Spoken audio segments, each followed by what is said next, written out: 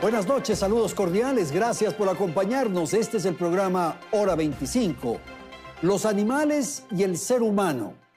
Jerarquizar a los animales, no al maltrato, los derechos y bienestar animal. Privilegiar al animal frente a las personas, construir un culto y provocar extremos como no exhibir los animales en espacios públicos o vitrinas. Hoy vamos a tratar, aquí en Hora 25, más allá del proyecto de ley. El debate sobre los animales, la naturaleza, la economía y las personas. Sin duda, este punto está ya encendido, está ya prendido. Belén, buenas noches. Hola Andrés, amigos, muy buenas noches. El pasado lunes, con 7 votos a favor y 2 en contra, la Comisión de Biodiversidad y Recursos Naturales de la Asamblea aprobó el informe para primer debate del proyecto de ley orgánica para la protección y defensa de los derechos de los animales, denominada como Ley LOA. Esta iniciativa fue presentada en el año 2022 por la Defensoría del Pueblo tras la sentencia de la Corte Constitucional derivada del caso Mona Estrellita, que reconoció a los animales silvestres no humanos como sujetos de derechos. El proyecto ha recibido fuertes críticas, pues ha puesto sobre la mesa polémicos temas que terminaron siendo eliminados y ello ha significado el rechazo de sectores animalistas. Revisemos algunos de los puntos que causaron mayor debate. Por ejemplo, la ley proponía que se reconozca la consideración moral que deben recibir los animales. Se planteaba que los animales puedan reconocer su capacidad de elegir su coexistencia o interrelación con otros. También se buscaba prohibir la exhibición de animales enteros, faenados o cocinados en espacios públicos, vitrinas o locales comerciales. Otra propuesta era que se prohíba cocinar o colocar animales no humanos vivos, vertebrados o invertebrados en recipientes de agua hirviendo. Se planteaba como una infracción grave el no garantizar la salud física y psicológica de manera preventiva en los animales. Entre otras cosas que dejamos para que continúen contigo el análisis, Andrés. Y claro, como sabemos, estos contenidos que propone este proyecto de ley en alguna medida han sido acogidos por la Comisión y en otros rechazados. De modo que lo que hoy vamos a tratar aquí en nuestro programa es la relación entre los seres humanos y los animales a partir justamente de esta iniciativa, de este proyecto de ley.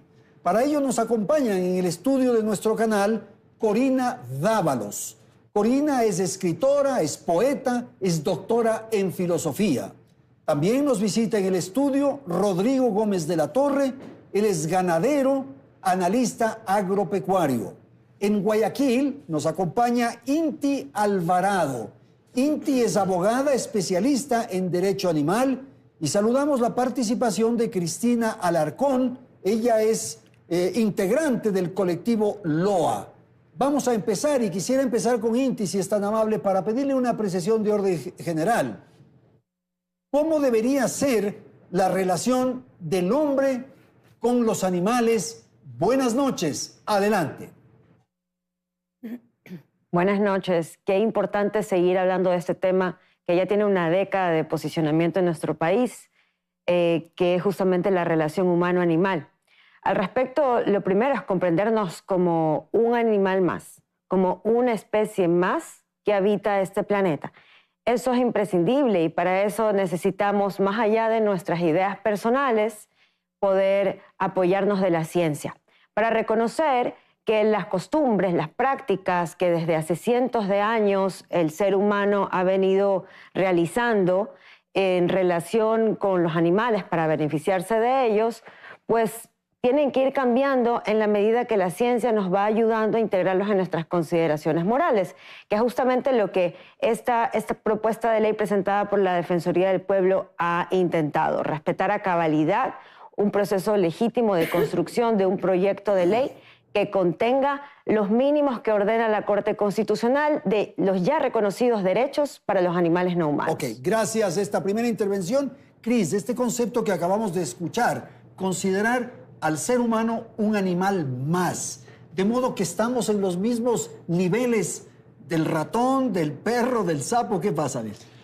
Bueno, yo creo que es importante hacer una aclaración. Bueno, si bien el ser humano pertenece al reino animal, es claramente, no podemos compararnos con el resto de animales. Sabemos que cada animal tiene además sus propias necesidades, cada animalito necesitará sus propias necesidades y por eso incluso lo que se buscaba en la ley es que los derechos se equiparen a lo que cada animalito necesita y no se equiparen con los derechos de los seres humanos, que eso incluso lo dice la Corte Constitucional en su sentencia. Entre animales. Claro, es decir... Bueno, ya dijo que somos animales y es así, pero no con el ser humano. No, la equiparación de derechos humanos con los derechos que les estamos brindando a los animales dentro de la ley, pues no tiene comparación. Y incluso entre los grupos de animales tampoco podemos darle los mismos derechos. Y por eso se ha hecho la clasificación que se hizo, porque los animales destinados a compañía tendrán algunos, los animales sinantrópicos o plaga tendrán otros, los animales destinados a un consumo otro. Y más bien se busca esta diferenciación para que esté clara realmente de qué derechos o qué obligaciones, pues, tiene que tener la persona encargada de esos animales. Ok, gracias, Cris. Corina, lo que acabamos de escuchar suena absolutamente lógico, absolutamente entendible. Sí, si eso fuese la propuesta. Ya. Porque una cosa es tener eso en la teoría y otra cosa es lo que efectivamente pretendía hacer el texto de la LOA, que fue precisamente lo que despertó tanto rechazo entre la población, porque ya en la exposición de motivos había muchas tesis especistas que señalan justamente lo que dice Inti, ¿no? O sea, el ser humano es una especie más. Sí, compartimos reino, pero lo que define a la especie no es el género del que viene, sino la diferencia específica. Por tanto, no se puede equiparar, y eso lo ha dicho claramente la Corte, y no se puede equiparar ni en la teoría ni en la práctica. En la práctica, ¿qué pasaba con ese proyecto de ley? Que hacía una equiparación tajante entre animales y humanos, y no solamente una equiparación, sino que incluso en algunos aspectos los animales tenían más derechos que otros grupos de personas al ser, por ejemplo, parte de un grupo de atención prioritaria. Entonces, si partimos de lo que dice la Corte, de que no puede haber una equiparación, ¿qué pasa cuando no hay una equiparación? Estás señalando que no hay igualdad. Y cuando no hay igualdad, estás estableciendo ya una jerarquía. Entonces, si bien los animales son sujetos de derecho por la decisión de la Corte, lo que no puedes hacer en la regulación que tiene que hacer ahora la Asamblea es no establecer una jerarquía. Jerarquía distinta. Ya, vamos con Inti rápidamente. Te doy la palabra a Rodrigo en un minuto. Inti, por favor, esta apreciación que acabamos de escuchar, si es tan amable. Completamente de acuerdo con que los derechos de los animales no se equiparan a los derechos humanos. También soy especialista en derechos humanos y lo conozco muy bien. Es además algo que está textualmente precisado en la sentencia de la Corte. Y la Corte luego hace una precisión que parece que muchas veces se olvida, que es que aunque no son equiparables ambos tipos de derechos, eso no quiere decir que el uno sea superior al otro. Entonces, el uso de la palabra jerarquización, cuando estamos hablando de derechos que son interdependientes, esa es una característica fundamental de los derechos de carácter constitucional, no cabe la jerarquía entre derechos, al menos así funcionan los sistemas jurídicos.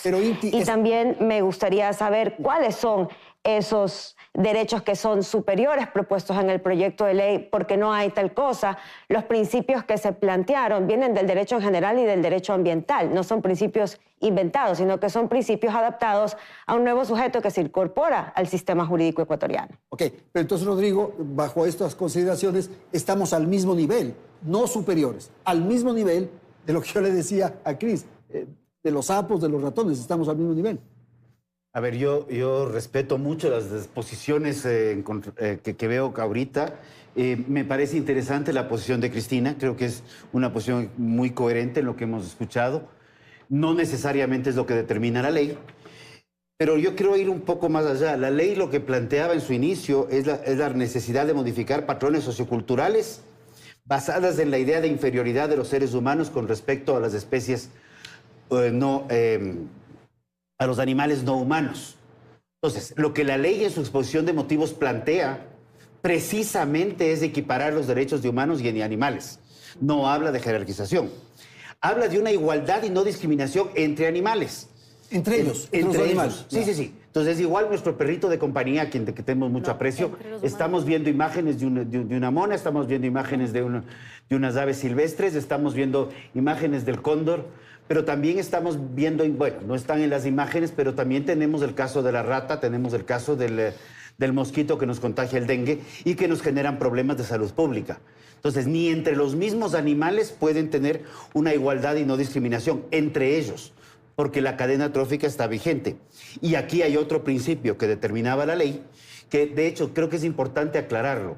Ya la ley LOA presentada por la Defensoría del Pueblo ya pasa a un mejor, es olvida LOA, olvidémonos de la LOA, pero aquí sí hablaba del interés superior del animal.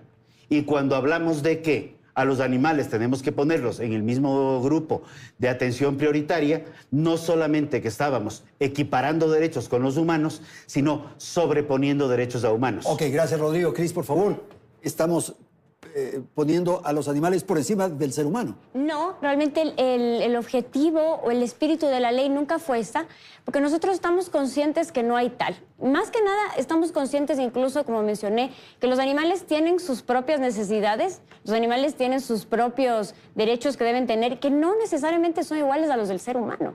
El perro tendrá, incluso por su fisionomía, por la forma en la que se comporta, tendrá que mantenerse sus propios derechos por cómo está diseñado. Lo mismo el mono tendrá otros, la vaca, el cerdo. Entonces, Cris, debería hacerse una ley para los animales o de los animales. Sí, el objetivo de nosotros como colectivo y el objetivo que hemos tenido siempre es que la ley sea para los animales. Ya. Incluso nosotros desde el colectivo presentamos observaciones, 2 textos distintos, después del de la Defensoría del Pueblo, justamente viendo que había cosas que efectivamente se deberían cambiar y se deberían modificar. Pero siempre teniendo en cuenta que la ley debe ser para los animales, que la ley debe prevenir el maltrato animal, que debemos, sí, en ciertas cosas que el ser humano todavía hace y prácticas que realiza, que son extremadamente cruentas con los animales, debemos cambiarlas. Bueno. Que debemos preservar las especies marinas, acuáticas, silvestres, que debemos generar programas que verdaderamente busquen un mejor manejo del control de la fauna urbana, por ejemplo. Esas son cosas que busca y que nosotros buscamos como colectivo que tenga la ley. Ok, me parece ahí muy importante lo que usted acaba de señalar, Cristina, y quiero dar la palabra a Corina justamente sobre eso. Yo le había interrumpido, a Cristina le había dicho una ley para los animales, de los animales, pero en esa ley están los seres humanos, aparecen los seres humanos, tienen un rol, tenemos un rol, las personas. Eso es muy interesante porque ya vamos muchos años de discusión filosófica sobre esto. No es discutible a día de hoy, porque además llevamos más de 2.500 años de pensamiento y reflexión, tanto filosófica, jurídica, en las ciencias sociales, y ha sido uno de los grandísimos logros de la humanidad conseguir sistematizar y reconocer la dignidad intrínseca e inviolable del ser humano por el hecho de pertenecer a la especie humana. ¿Qué pasa con los derechos de los animales? Hay muchas maneras de acercarse a este tema que es bastante novedoso. Apenas arranca esta tradición, esta corriente de pensamiento en los años 60. Entonces, el recorrido también es bastante corto todavía. Entonces, ahí se puede entrar en el debate entre qué es la dignidad, ¿no?, que es anterior a cualquier consenso o contrato social. Es decir, no necesito que el Estado reconozca los derechos humanos porque son anteriores. Por eso los Estados están obligados a reconocerlos. Ya. No es producto del consenso. Respecto al derecho de los animales, necesariamente el punto de partida es el pensamiento reflexivo del hombre sobre el animal. Y esto viene también de antiguo, es decir... No, ese concepto está clarísimo. Claro. Nosotros tenemos pensamiento y tenemos cultura, finalmente. Hemos ido creando frente al instinto que tiene el animal. Exactamente, pero además hay algo más interesante, que es, no podemos olvidar que siempre va a ser el enfoque humano el que dirija por dónde van a ir los derechos de esos animales. Y ahí es donde hay una discusión muy amplia y muy interesante. Pero hay una pausa ahí, Corina. El derecho de los seres humanos de imponer a los animales, de alguna manera. Sí, yo creo que sí ha habido un poco de confusión. Justamente la ley se basa en lo que el ser humano destina a los animales. Y por eso incluso la clasificación dice destinados a consumo. destinados a compañía, destinados a trabajo. Los silvestres sí, bueno... ¿Y eso no están de acuerdo ustedes? No, nosotros estamos de acuerdo en que la clasificación debe ser justamente en los destinos que el ser humano se les da. Porque ahí me parece que nos estamos... Sí, continúa. No estamos diciendo, más bien, justamente la ley lo que trata de regular o lo que trata es justamente la interacción del ser humano con los animales. Okay. Es evidente. Y entre los animales, porque eso quisiera escucharle a Inti, ¿qué ocurre con la legislación entre los animales? Por ejemplo, un tigre que persigue a una liebre, lo captura y se come a la liebre. ¿Ese tigre qué? ¿Tendría que ser sancionado, penalizado? ¿Cómo reaccionar? Inti, por favor. No, en absoluto. Y de esto también ya está claro en la sentencia. Son conductas legítimas en cómo funcionan las dinámicas en la naturaleza entre cazador-presa. No es nuestro caso, nosotros no somos cazadores.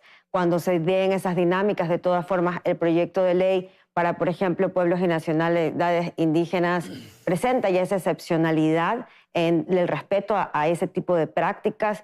Pero, digamos, ya está en el derecho ambiental ecuatoriano muy enmarcado cómo se dan las dinámicas en entornos silvestres donde se desarrollan diversas especies animales, y lo que la propuesta de ley de la Defensoría del Pueblo apunta es simplemente a mantener y a mejorar esta protección hacia todas las especies, incluidas estas especies silvestres que viven en libertad. Pero no hay ningún tipo de límite ni reprimenda a este tipo de interacciones perfectamente naturales y legítimas. Lo que se propende más bien es a respetar siempre el libre comportamiento del animal según su especie, y luego también entra el rol humano, como bien se decía.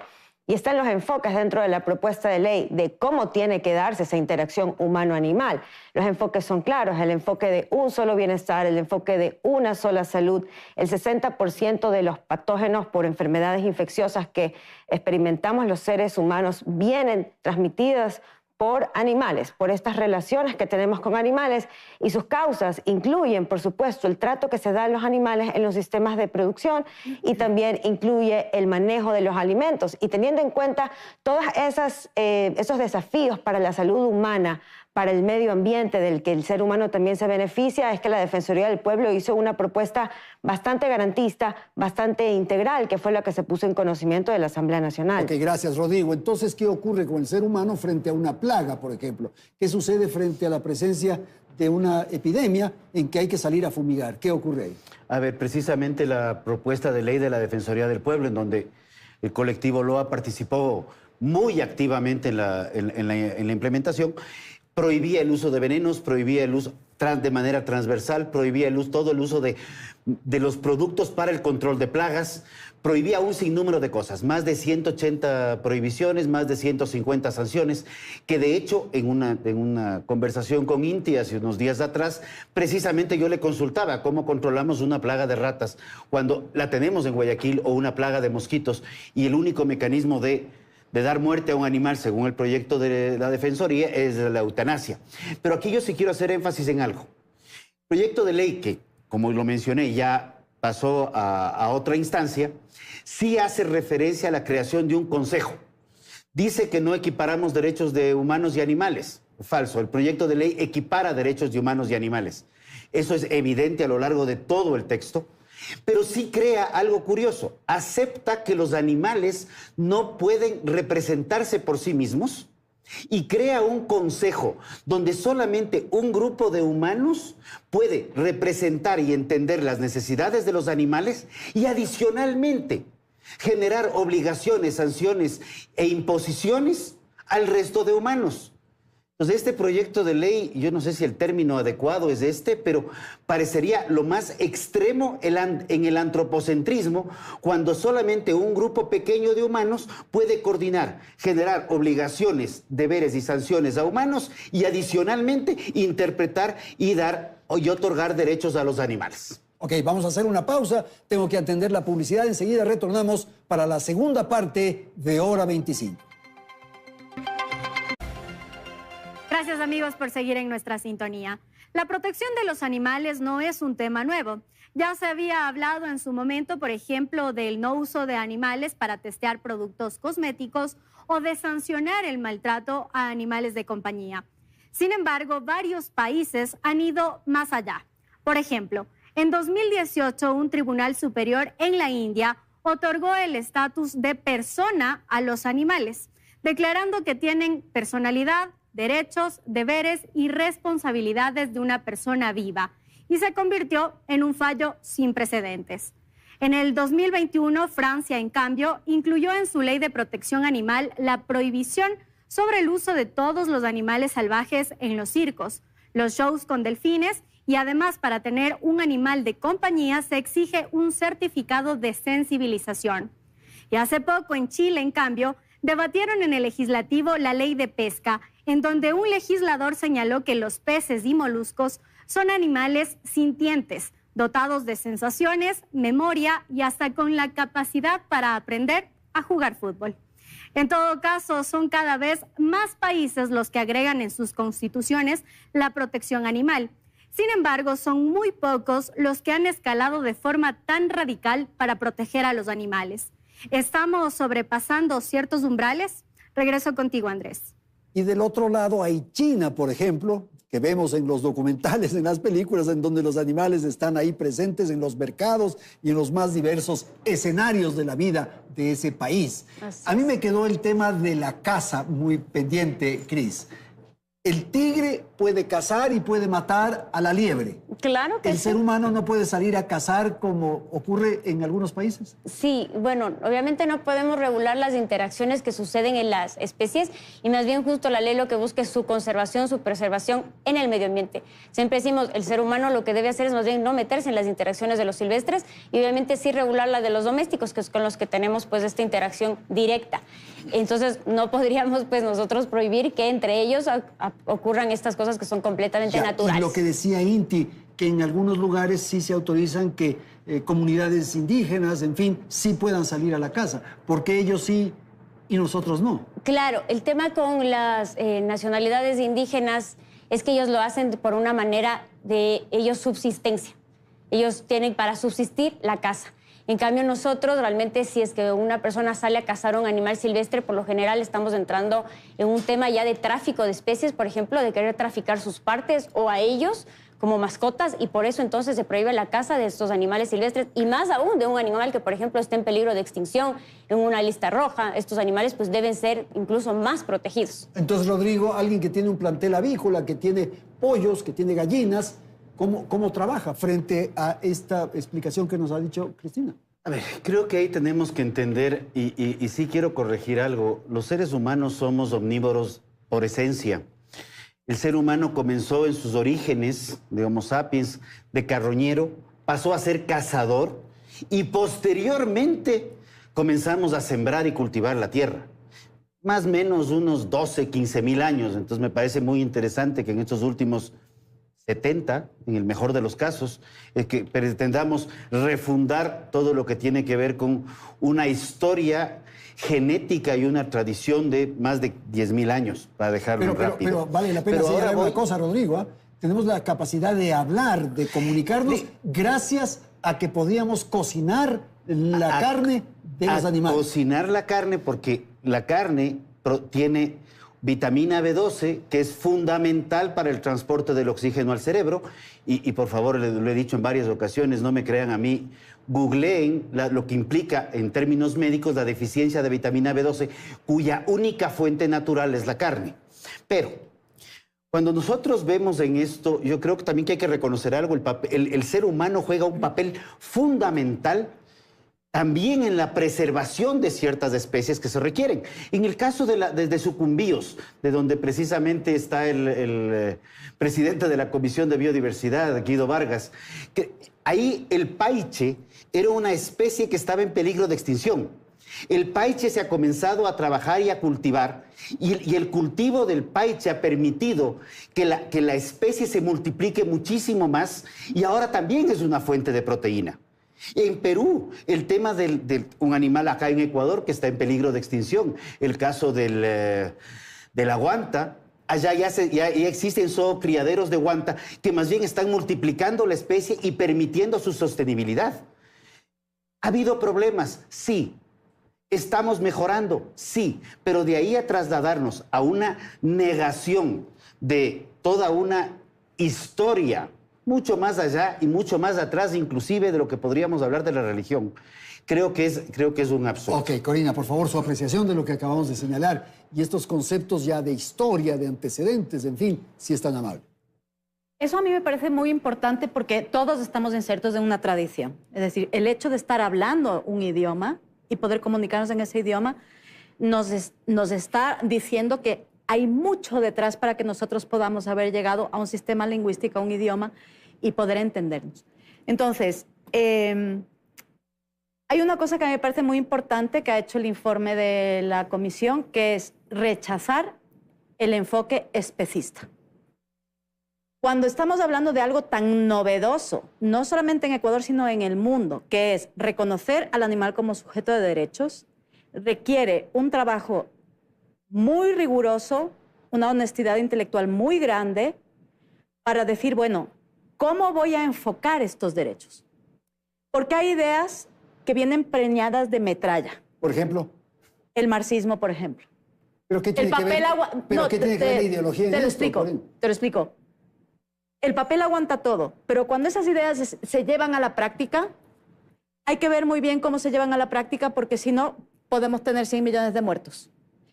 Cuando el especismo, que tiene sus raíces en el utilitarismo, se está planteando como el principio que se va a adoptar para regular los derechos de los animales, hay que tener mucho cuidado. Porque, en primer lugar, cuando hablamos de especismo, estamos hablando de igualar dignidad humana y dignidad animal. Igualar. Porque toda la dignidad descansa en el utilitarismo, en la capacidad de sentir placer o dolor.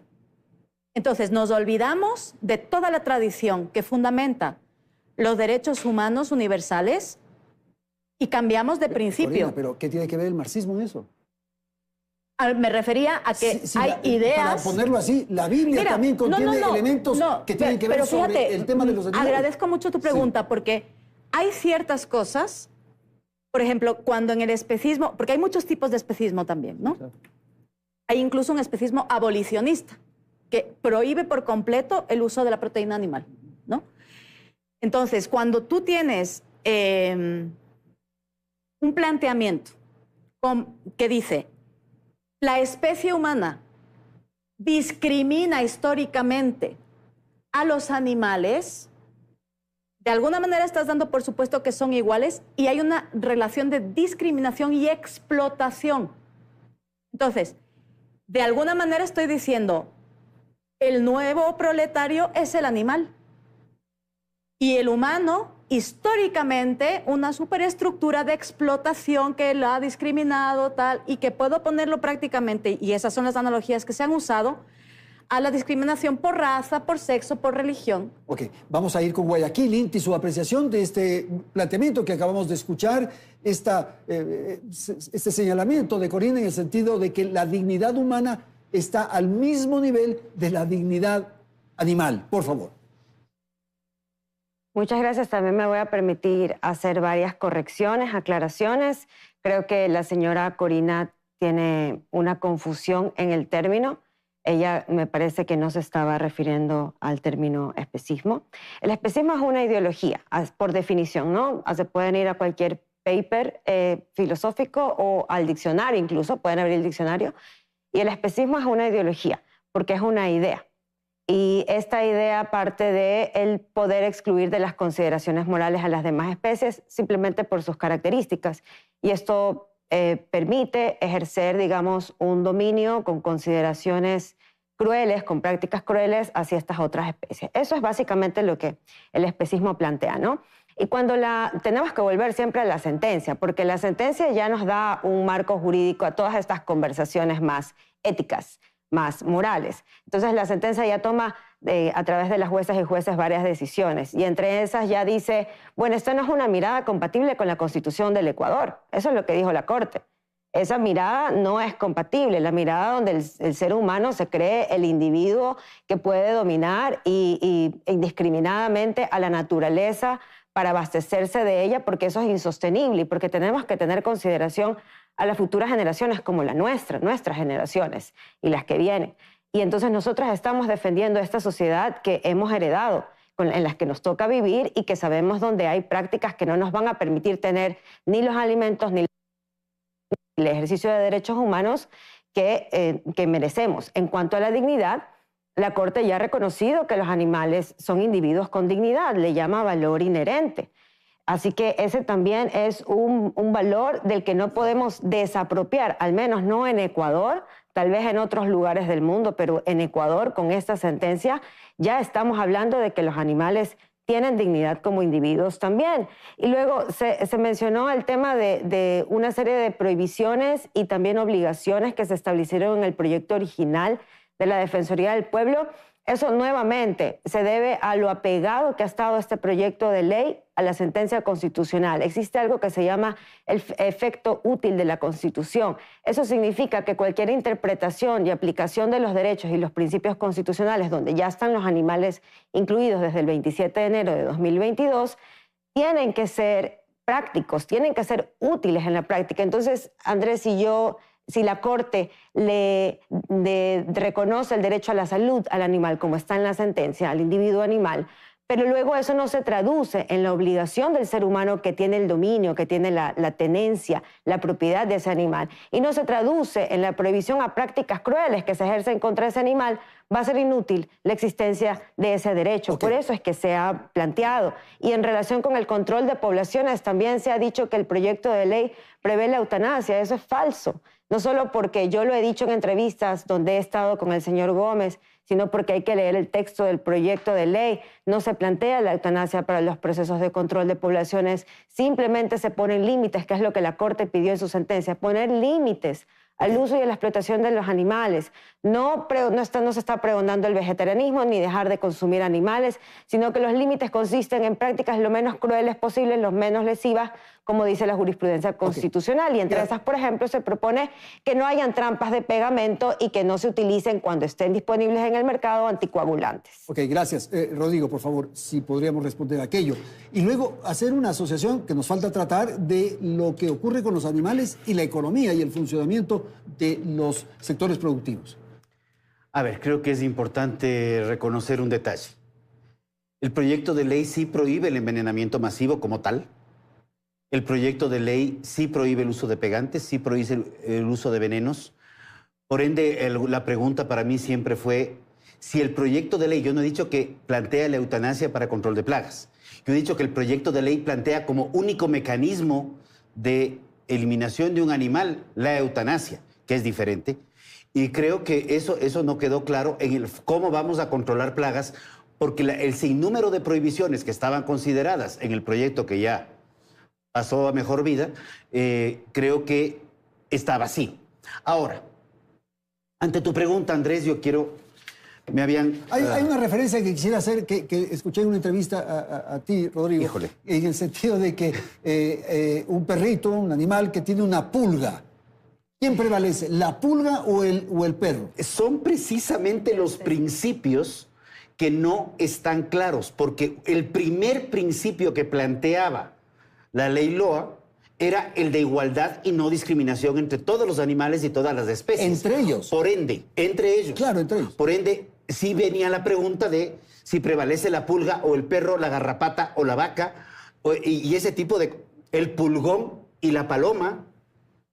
Entonces, eso no estaba claro. Y no estamos hablando de temas de prohibiciones explícitas, sino del espíritu de la ley. Ok, antes de ir a lo de la economía, rápidamente, lo de la pulga y el perro. Sí, bueno, creo que, como dijimos, la ley de la Defensoría del Pueblo de Ecuador ya no está vigente.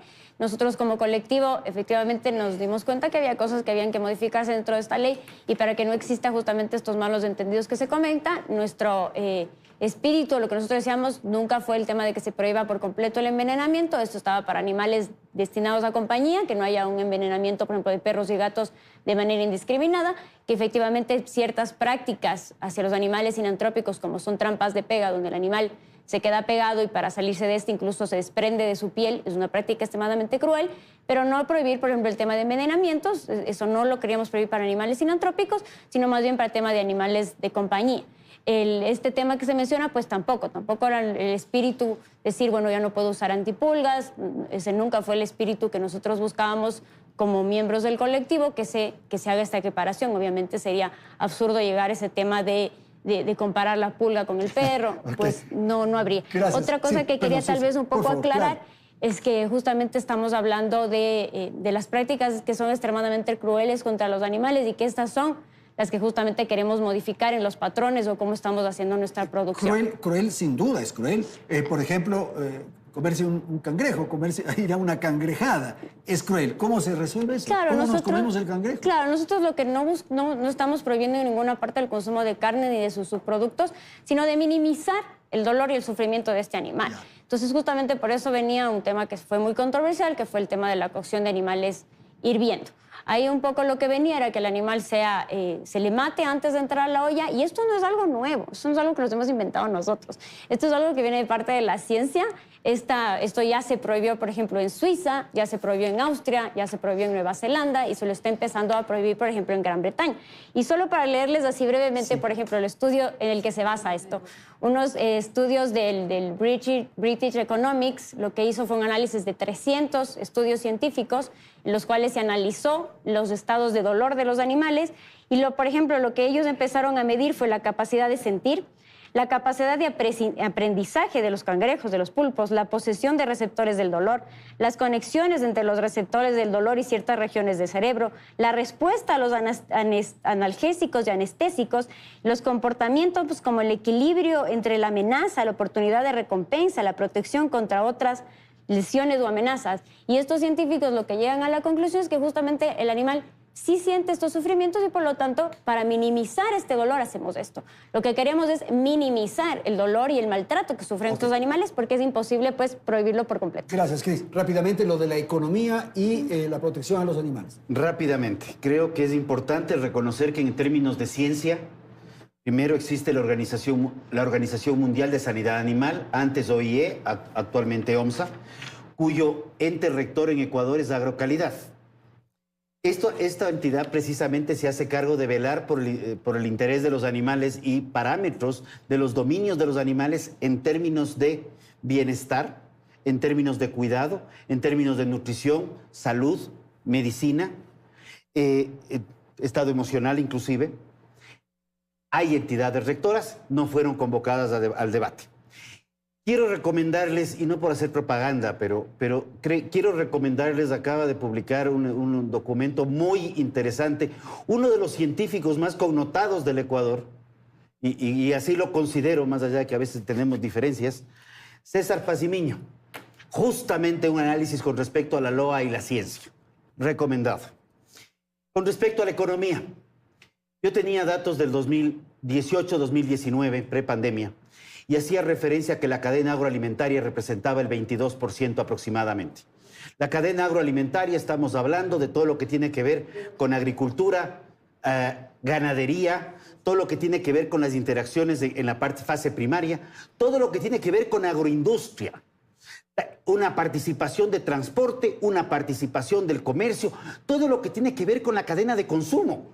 Porque la cadena agroalimentaria termina, en términos pragmáticos y reales, en el plato. ¿Y en ese estudio está la pesca también? Aquí está, ¿Qué ocurre también con está el camarón pesca y acuacultura. Un rol fundamental en la economía. Aquí hay un tema importante. Yo hablo de la producción bruta nacional, que es más o menos al 2022, 216.000 millones de dólares. De esos 216.000 millones de dólares, actualizando los datos, porque tenía, como les mencioné, datos del 19, el 21.31% es la cadena agroalimentaria. Bueno, pero con esta ley no es que se quiere acabar con eso. No, pero serían los afectados. Ahora, cuando hacemos referencia solamente escogiendo lo que es proteína de origen animal, en donde tenemos que reconocer que el maíz y pastos y forrajes tienen que estar ahí, porque es la alimentación de esos animales, estamos hablando del 14.77%. Algo más de 30.000 millones de dólares que sí se verían afectados, si se hubieran visto afectados, si el proyecto de ley LOA llegaba a un mal término, a mi criterio, aprobándose para el Ecuador. Ok, muchísimas gracias. Tengo que hacer una pausa. Volvemos un instante. Te doy la palabra, Corina, luego de la publicidad. Ya retornamos. Estamos en el segmento final del programa y quiero dar la palabra a Corina, como me había comprometido, y hay aspectos de carácter cultural, de comportamientos que tenemos los seres humanos por lo que ha ocurrido en el pasado. Y algo que generó más ruido quizás es esto de que no se podían exhibir los chanchos, los hornados de Sangolquí, los cuyes, que los pollos a la brasa, en fin. ¿Cómo leer el tema cultural con esto que planteo? Por favor. Qué interesante pregunta, porque más allá de lo que decía que se prohibía o se permitía en ese proyecto de ley, que ha sido ya descartado por La comisión. Por la comisión, es interesante saber por qué se prohíbe eso, ¿no? Entonces, ¿qué es lo que dicen respecto al por qué? Uno, normaliza la violencia. Tener un cuy o un cerdo o un pollo completo o en sus partes cocinado delante del plato o exhibido normaliza la violencia. Vamos a ver. Y puede ser que tengan razón, pues. Yo no lo creo, Andrés, porque, a ver, estamos en un mundo que está cada vez alejándose más de la realidad en cuanto al rechazo, al dolor y al sufrimiento, como si eso fuese posible. Una cosa es minimizar y otra cosa es desnaturalizar la esencia de cualquier ser vivo que por naturaleza es frágil, vulnerable y mortal. ¿Qué mayor violencia contra un animal que matarlo para comérselo? Pero es que biológicamente necesitamos hacerlo y la Corte Constitucional legitima explícitamente ese lugar nuestro en la cadena trófica. Por tanto, no podemos hacer de la violencia y la muerte un monstruo porque necesitamos hacerlo biológicamente. Bueno, no es posible no hacerlo. Otra cosa es minimizarlo. Pero no monstruo, pues. No, pero otra cosa es minimizar el dolor. Pero no se puede extirpar por completo el dolor de la vida de un ser vivo. Eso no es posible. Y se intentaba hacer con la LOA. Me parece que es muy importante también señalar que el tema este de las carcasas, ¿no? Es decir, se le da una cierta sacralidad al cuerpo del animal en imitación al ser humano, ¿no? Y se pide que se le sepulte dignamente, ¿no? Entonces, ahí es cuando yo me pongo un poquito así, digo, a ver, pero ¿en qué nos estamos fundamentando para hacer esto? En el caso, por ejemplo, de lo que comentaba Inti, es una aberración jurídica y filosófica equiparar dignidad y valor intrínseco. O sea, eso es desconocer por completo toda la discusión milenaria sobre esto. El valor, y de hecho les recomiendo, hay un libro muy bueno de Adela Cortina, en el que estudia los tipos de especismo. Incluso hay un especismo abolicionista que es complicadito porque además también plantea que hay derechos que se pueden abolir solamente con la condición de que haya un mayor número de seres sintientes que tengan un mayor bienestar. Entonces, ojo con eso. Adela Cortina justamente plantea en su libro Límites de la persona, valor del animal, dignidad humana. Esa diferencia radical entre valor intrínseco y dignidad. Son dos conceptos que no son sinónimos, ni muchísimo menos. Ok, vamos con Inti. Inti, su apreciación y quizás este tema de las carcasas que ha sido motivo de inquietud. Por favor, adelante. Claro que sí. Bueno, no podemos estar de acuerdo con que la violencia se tiene que equiparar a la muerte, ¿no? La muerte es una etapa del ciclo de la vida natural en todos los seres que habitamos el planeta, pero el tener que vivir o morir en condiciones de violencia es atentatoria a nuestros derechos humanos. De hecho, la violencia no solamente corresponde a la violencia física, sino también a la psicológica, y tenemos el derecho fundamental en nuestra Constitución de que los seres humanos podamos vivir en sociedades donde no se apliquen conductas de violencia. Dicho esto, el tema de las carcasas tiene un trasfondo de carácter sanitario, tiene que ver con la sanidad e inocuidad de los alimentos.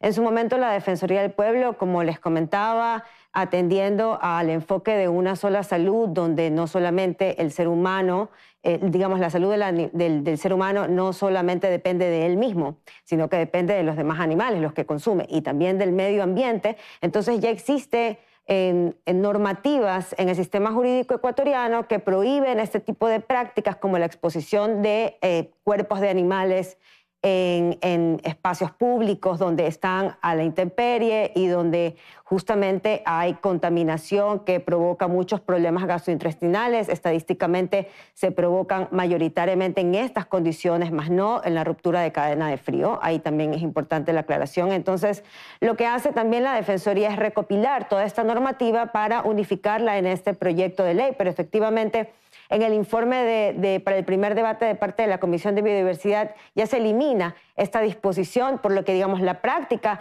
ya no queda prevista en la ley, pero les recuerdo que igual están las normas sanitarias y está actualmente vigente en el ordenamiento jurídico. Entonces, digamos, son conductas que son atentatorias contra ciertos derechos que por eso se lo plasman en el proyecto de ley original de la Defensoría del Pueblo. Sí me gustaría solo hacer una mención en relación a la serie de números que el señor Gómez ha dado. Digamos, son cálculos que él asume que va a tener una afectación totalitaria estas cifras que se manejan dentro de la economía del país, pero hasta la fecha ni la Asamblea Nacional ni los sectores productivos que tienen intereses económicos detrás de mantener prácticas crueles hacia los animales han podido comprobar que todos estos números se verían afectados por simplemente métodos que van a ir reemplazando poco a poco. En nuestra última propuesta de texto de observaciones planteamos de 8 a 12 años de periodos de transición para que poco a poco los sectores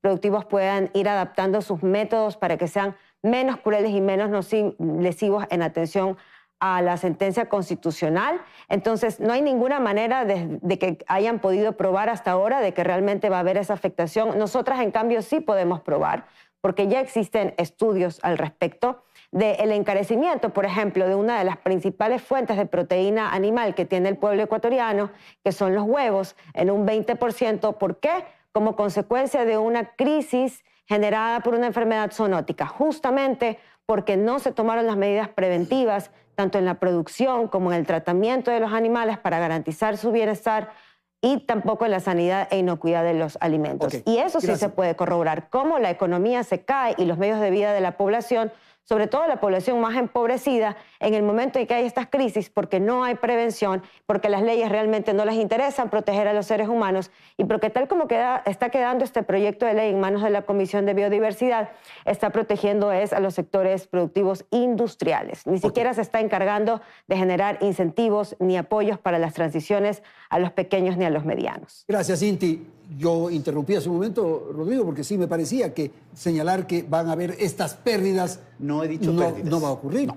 A ver, lo que yo he dicho es que esto es lo que en la economía refleja la cadena agroalimentaria y la cadena agroalimentaria de proteína de origen animal, donde las prohibiciones y sanciones se verían directamente afectadas. Pero no la totalidad, pues. No la totalidad, nunca dije la totalidad. Dije, en esta cadena está ahí.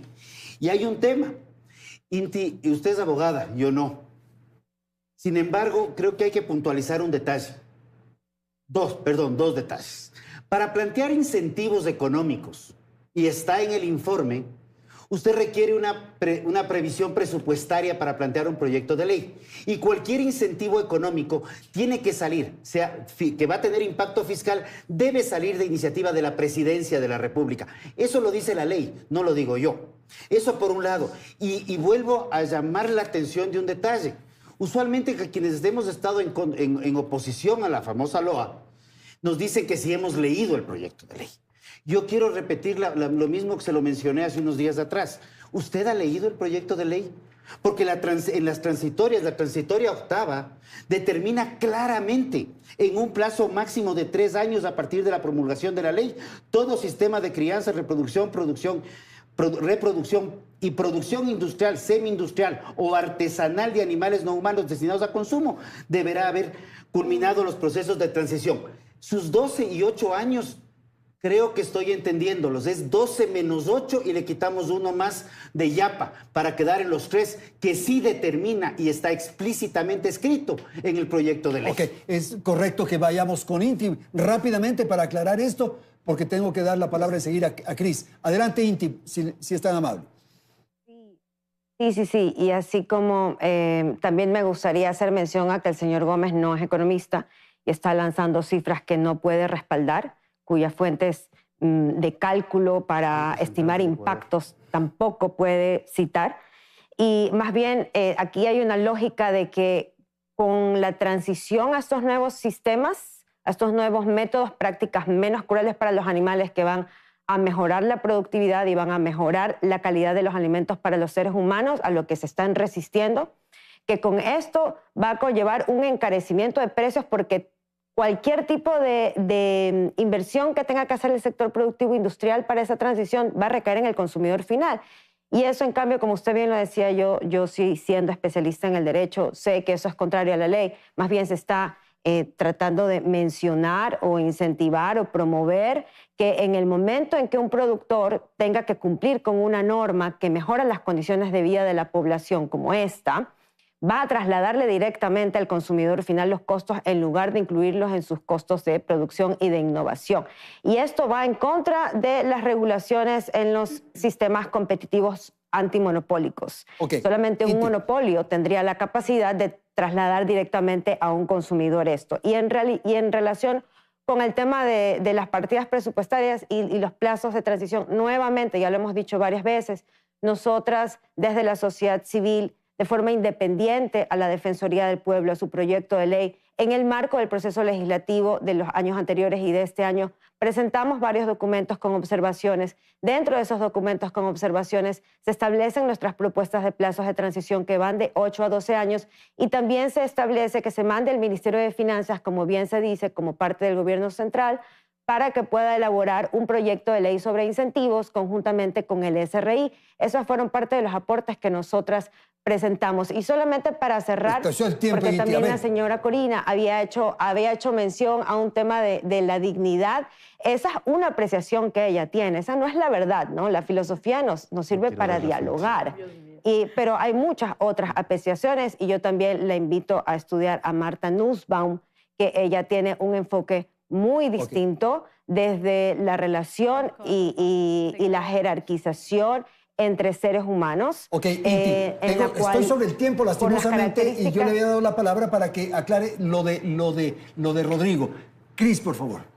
Sí, primero sí, aclarar nuevamente un poco que justamente los textos que nos estamos refiriendo son los textos que nosotros como colectivos hemos presentado en reforma a la Defensoría del Pueblo, que justamente nos pareció que los tiempos que menciona aquí Rodrigo eran muy cortos y por eso lo ampliamos a 8 y 12 años. Un tema también súper importante que tampoco se ha hablado. Nosotros justamente lo que buscamos con la ley es que la ley entienda que el bienestar animal está junto con la salud pública, que es importantísima, está justo con el desarrollo sostenible de nuestro país, está justo con generar nuevas prácticas que sean mejores con el ambiente, mejores con el ser humano, mejores con los animales, refiriéndonos a una sola salud, que vayan también de la mano con la soberanía alimentaria, que incluso nuestra ley lo que dice, por ejemplo, es nuestro artículo 14, fomentar la producción agroecológica y orgánica. Nos habla en el artículo 13 la reconversión de sistemas de procesos productivos convencionales a modelos agroecológicos. Sí, de verdad, lo que también buscamos es ciertas prácticas que son muy crueles con los animales, como por ejemplo el enjaulamiento permanente de las aves destinadas a la producción de huevos, que están destinadas a estar encerradas y en el cual no pueden manifestar ningún comportamiento natural. Este sistema de producción es extremadamente cruel, pero entendemos también que para la generación de este cambio se tienen que dar estos plazos largos, se tiene que conversar también con los productores para poderlo realizar. Okay. Tengo que despedir el programa, lastimosamente estamos sobre el tiempo. Quiero agradecer muchísimo a nuestros panelistas y, por cierto, a nuestra audiencia. Gracias, felicidades, hasta la próxima semana.